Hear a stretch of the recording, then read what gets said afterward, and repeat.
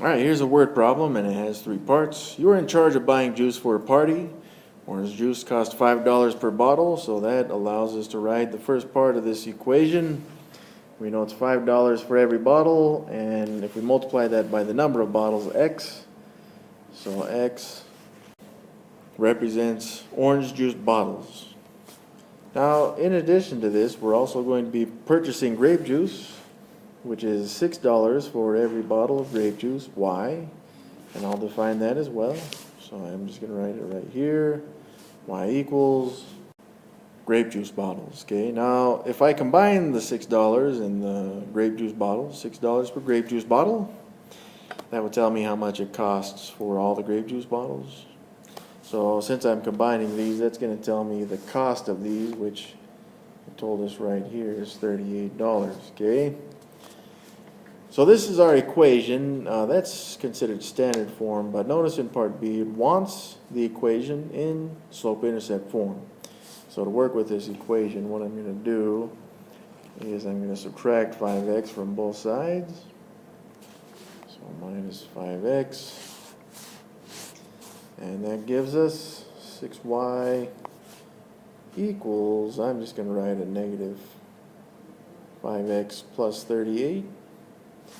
And finally, we'll just divide all the terms by 6. So the final slope-intercept form equation would be y equals negative 5/6 x plus, and I'll simplify this, thirds. Looks like that's going to be 19 thirds. There it is. So if I bought 4 bottles of orange juice, which is x, how many bottles of grape juice could I purchase? So in the equation, y equals negative 5/6 x, I'm going to replace x with those 4 bottles, and then I'll add 9 thirds.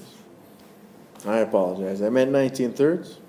So now from here, when I combine negative 5/6 times 4, that would give me a negative 10 thirds.